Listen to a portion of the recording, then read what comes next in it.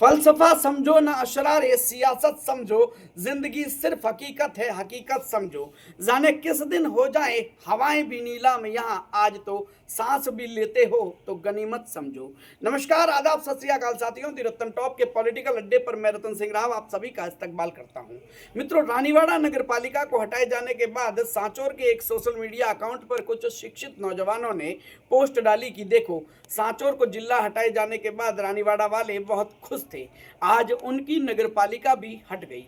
अब बताओ कैसा लग रहा है। तब जवाब में मैंने लिखा कि भाई यहाँ तो पटाखे फूट रहे हैं और लोग एक दूसरे को फोन कर नगरपालिका हटाए जाने की बधाई देते नहीं थक रहे। उस सोशल मीडिया अकाउंट में मौजूद सांचौर वासी मेरे इस जवाब से सदमे में आ गए और कहने लगे कि क्या वाकई में इस क्षेत्र का शैक्षणिक स्तर इतना कमजोर है जो नगरपालिका के हटाए जाने के बाद विरोध करने की जगह खुशियां मनाई जाती है। मैंने कहा बिल्कुल, यहाँ मैं प्रिंट मीडिया के एक बहुत बड़े समाचार पत्र का पत्रकार हूँ और कुल आबादी का मात्र 1% हिस्सा ही अखबार पढ़ता है। वे पुनः अवाक रह गए और सियासी व्यवस्था को कोसने लग गए। दरअसल रानीवाड़ा ने पिछले 5 दशक से अपने चहुमुखी विकास की जिम्मेदारी 4 सियासतदानों के जिम्मे दे रखी है और इन सियासतदानों ने सदैव नब्ज देखकर ही इलाज किया है। मुझे आज भी याद है, प्रदेश के एक छोटे से तहसील मुख्यालय पर नगरपालिका बनाए जाने की घोषणा के लिए 2 व्यक्तियों ने अपने ऊपर पेट्रोल छिड़क कर खुद को आग के हवाले कर दिया था। आज उन दोनों व्यक्तियों को क्षेत्र की जनता किसी दैवीय शक्ति से कमतर नहीं आंकती है। सुमेरपुर, सांडेराव, आबू रोड, भीनमाल और सांचौर जैसे सैकड़ों उदाहरण हैं जहां नगरपालिका बनने के बाद सर्वांगीण विकास के नए कीर्तिमान स्थापित हुए हैं। निसंदेह किसी भी क्षेत्र में नई नगरपालिका बनने के बाद उसके सिस्टम को समझते 10 वर्ष तक का समय लगता है, लेकिन रानीवाड़ा नगरपालिका ने तो अपना एक भी चुनाव नहीं देखा। जेठी देवी राणा को सरपंच की कुर्सी से उठाकर चेयरमैन का पावर दे दिया गया। वार्ड पंचों को कागजी पार्षद बना गली मोहल्लों में बोर्ड टांग दिए गए।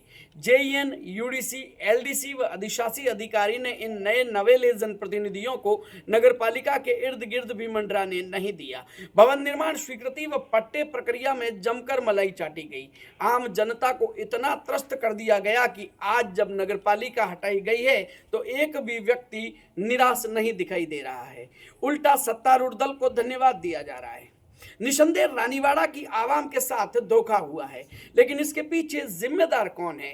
क्यों आम जनता को नगरपालिका की नीतियों का ज्ञान नहीं करवाया गया? क्यों किसी जनप्रतिनिधि ने नगरपालिका के कार्मिकों पर कोई कठोर एक्शन नहीं लिया? क्यों पालिका परिधि में व्याप्त भ्रष्टाचार पर मौन चुप्पी साधी गई? आखिर जनता का क्या दोष है जो आज अपने ही नुकसान पर उन्हें हर्ष की अनुभूति हो रही है?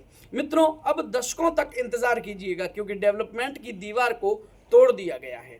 नगरपालिका हटाए जाने के बाद भील समाज के एक बुजुर्ग व्यक्ति ने अपने संगी साथी से देहाती लहजे में कहा कि ए रे शंकरिया, नगर पालकों तो हरखियों पर है सरकारी। तो साथी ने जवाब दिया कि सोन हरखियों धकई धोनेरा फाट के भीड़ कतरी बहती थी ठंडाई से। अर्थात इन बुजुर्ग व्यक्तियों के दृष्टिकोण से नगरपालिका कोई दीवार थी जो ट्रैफिक जाम करती थी और उसे हटा दिया गया है।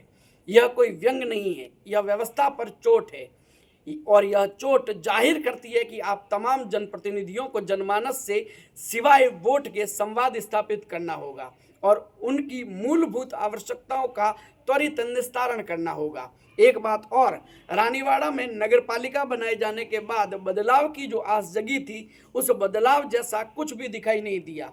उल्टा भ्रष्टाचार कई गुना बढ़ गया। आम जनता को निर्माण, एनओसी, लाइट व पानी कनेक्शन के लिए ठोकरें खानी पड़ी।